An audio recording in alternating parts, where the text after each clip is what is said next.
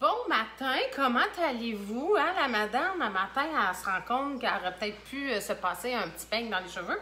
Mais on s'en fout parce que je suis en mode garderie. Mais j'avais le goût de vous montrer ce matin ce que je cuisinais pour les enfants. Et c'est une recette ici qui fait fureur. Mais fureur, c'est les croquettes de poisson.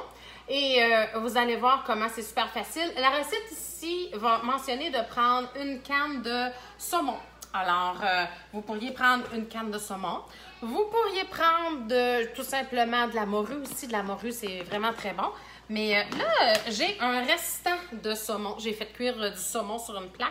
Et j'avais un restant de saumon.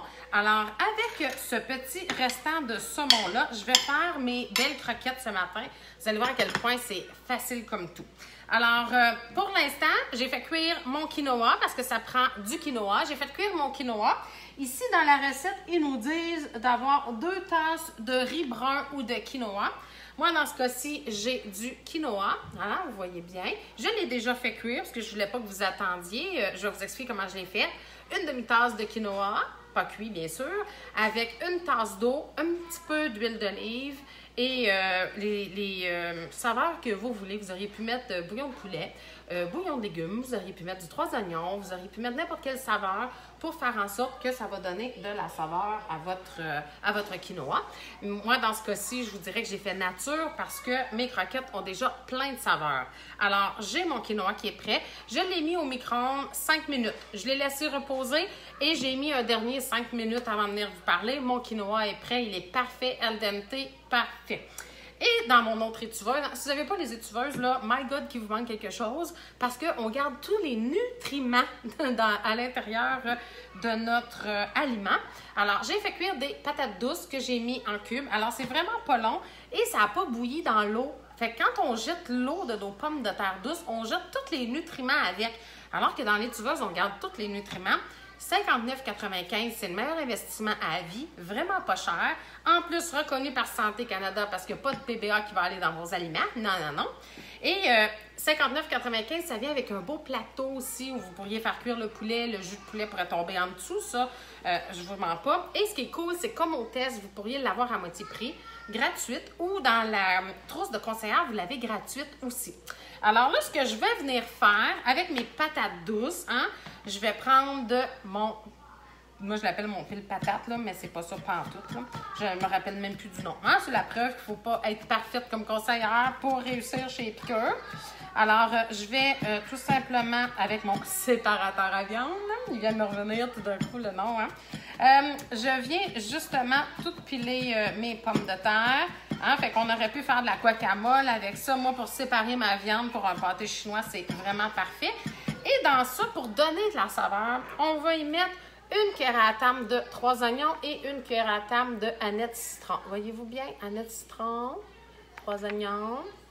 Je juste que... Oups, c'est sur le bas.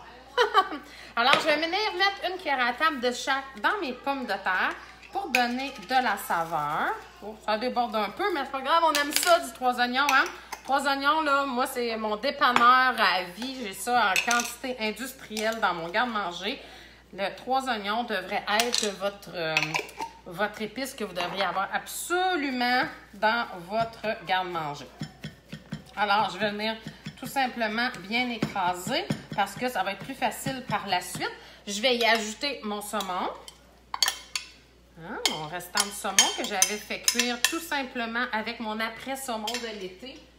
Nous, ici, c'est vraiment un épice qu'on adore. L'après-saumon, là, je l'aime. J'ai fait des réserves pour en avoir toute la saison avant qu'il revienne parce qu'il va caraméliser un petit peu le saumon, fait qu'on aime vraiment beaucoup ça.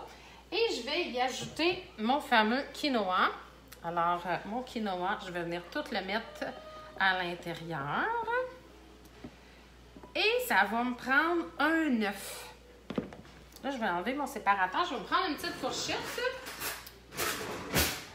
Je vais tout simplement... Hey, c'est pas long en plus. Là. Moi, j'ai tout mis ça au micro-ondes. Ça a cuit tout seul pendant que j'ai parti ma pudding au riz à la mijoteuse pour mon dessert. Et un œuf que je vais mettre à l'intérieur pour lier le tout. Alors, voilà. Et là, avec ma fourchette, là, je viens bien incorporer là, tous les aliments. Et là, vous allez avoir plusieurs options pour la cuisson. Là, j'ai remarqué que vous ne m'avez pas mis beaucoup de vos recettes préférées cette semaine dans le groupe. Qu'est-ce qui s'est passé? Vous étiez trop débordés avec la rentrée scolaire? Hein? Qu'est-ce qui est arrivé? Alors, voyez-vous à quel point c'est simple cette recette-là. Votre mélange est prêt. Vous auriez pu le préparer le week-end aussi d'avance et vous auriez pu le mettre au frigo pour par la suite faire vos galettes. Parce que le but, c'est d'attendre que ce mélange-là devienne froid.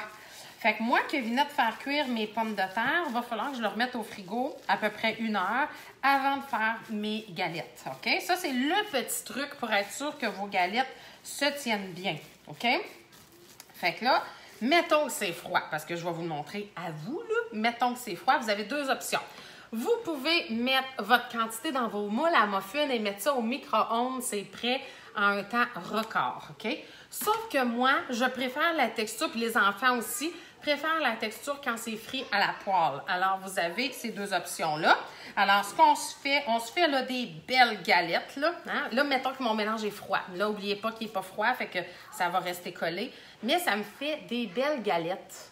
Fait que ces galettes-là, là, je vais pouvoir, on aurait pu les mettre au four ou j'aurais pu les faire frire. Mais dans ce cas-ci, c'est ça que je vais faire, là, dans une poêle avec juste un petit peu d'huile de raisin de pépin, là, ça donne pas de saveur. Je vais tout simplement faire frire d'un côté et ça va être prêt. Les enfants vont triper.